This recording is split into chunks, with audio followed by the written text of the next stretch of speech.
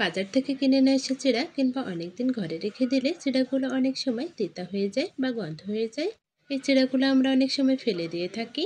তবে এই চিড়াগুলো যদি আমরা মুচমুচে করে ভেজে রাখি তাহলে এই চিড়াগুলো খেতে অনেক বেশি মজার হয়ে থাকে। চিড়াগুলো ভেজে নেওয়ার আগে অবশ্যই আমরা একটা কাপড়ের সাহায্যে চিড়াগুলো খুব ভালোভাবে পরিষ্কার করে নেব।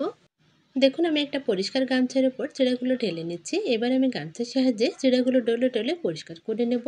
এতে করে চিড়ার গায়ের ময়লাগুলো পরিষ্কার হয়ে যাবে এবং চিড়ার তেতা ভাবটাও কমে যাবে। দেখুন, আমি চিড়াগুলো পরিষ্কার করে নিয়েছি। এবার একটা পাত্রে উঠিয়ে নেব। এই চিড়াগুলো ভাজার পর আপনি বুঝতেই পারবেন না এই চিড়াগুলো আসলে ঘরে ছিল। চিড়াগুলোর মধ্যে কোনো প্রকার গন্ধ ভাব বা তেতা ভাব থাকবে না। সকাল কিংবা সন্ধ্যার নাস্তায় এই চিড়া ভাজাগুলো রাখলে পেট ও মন দুটোই ভরে যাবে।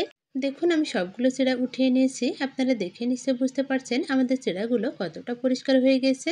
এবার আমি এই চিড়াগুলো ভাজার জন্য এখানে কয়েকটা রসুনের কোয়া ছুলে নিয়েছি। রসুন দিলে চিড়া ভাজার স্বাদ অনেকটাই বেড়ে যায়। কয়েকটা পেঁয়াজ ও কাঁচামরিচ কুচিয়ে নিয়েছি। এবার চিড়াগুলো ভাজার জন্য একটা কড়াই বসিয়ে দেব। কড়াইতে খুবই সামান্য পরিমাণ সাদা তেল দিয়ে দিচ্ছি। রসুন, পেঁয়াজ ও কাঁচামরিচ কুচিগুলো দিয়ে দিতে হবে। চিড়া ভাজাতে হালকা কালার নিয়ে আসার জন্য এখানে খুবই সামান্য পরিমাণ হলুদ গুঁড়া ব্যবহার করছি। এবার আমাদের সবগুলো উপকরণ তেলের সাথে হালকা নেড়েচেড়ে নিতে হবে। এবার আমি স্বাদ অনুযায়ী লবণ দিয়ে দিচ্ছি। লবণটা দেওয়ার পর আবার পেঁয়াজ রসুনগুলো হালকা নেড়েচেড়ে ভেজে নিতে হবে। খুব বেশি ভাজার প্রয়োজন নেই। পেঁয়াজ রসুনগুলো হালকা ভেজে নিয়েছি। এবার আমি পরিষ্কার করে রাখা চিড়াগুলো দিয়ে দিচ্ছি। চিড়াগুলো দেওয়ার পর অনবরত নাড়াচাড়া করে আমাদের খুব ভালোভাবে চিড়াগুলো ভেজে নিতে হবে। চিড়াগুলো ভেজে নেওয়ার সময় আমাদের অনবরত নাড়াচাড়া করতে হবে, কেননা চিড়াগুলো ভাজার সময় নিচ থেকে পড়ে যেতে পারে। তাই আমরা অনবরত নাড়াচাড়া করে চিড়াগুলো ভেজে নেব।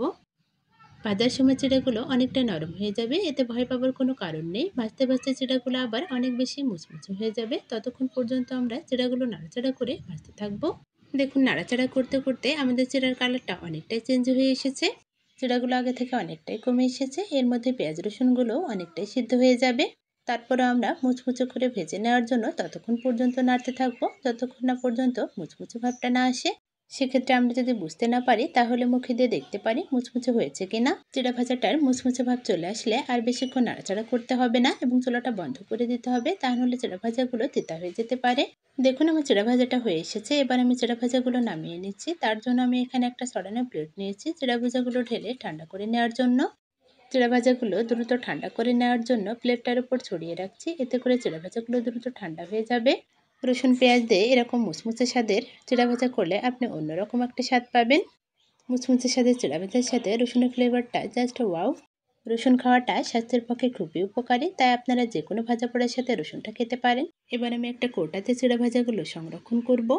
এভাবে চিড়া ভাজা করে একটা কৌটা দিয়ে রেখে দিলে বেশ অনেক দিনই মুচমুচে থাকে। সকাল সন্ধ্যার নাস্তায় কিংবা বৃষ্টির দিনে এরকম চিড়া ভাজা থাকলে অন্য কিছু আর চায় না।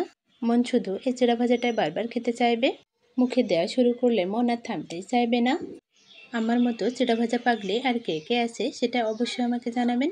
আশা করছি আজকের এই চিড়া ভাজা রেসিপিটা আপনাদের কাছে অনেক বেশি ভালো লেগেছে। ভালো লাগলে অবশ্যই আমার ইউটিউব চ্যানেল ও ফেসবুক পেজটি ফলো করতে ভুলবেন না। আজকের মতো এখানেই বিদায় নিচ্ছি। সবাই ভালো থাকবেন, সুস্থ থাকবেন, সবাই সবার জন্য দোয়া করবেন। আল্লাহ হাফেজ।